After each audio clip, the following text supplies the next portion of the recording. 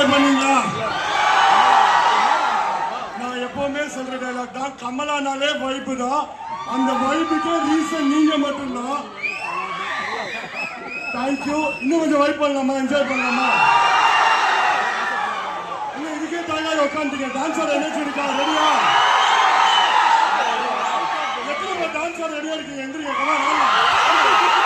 Okay, super.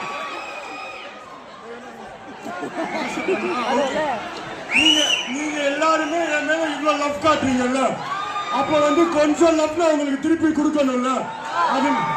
அதனால இந்த ஷோலையும் ஸ்பெஷலா 10 நிமிஷத்துக்கு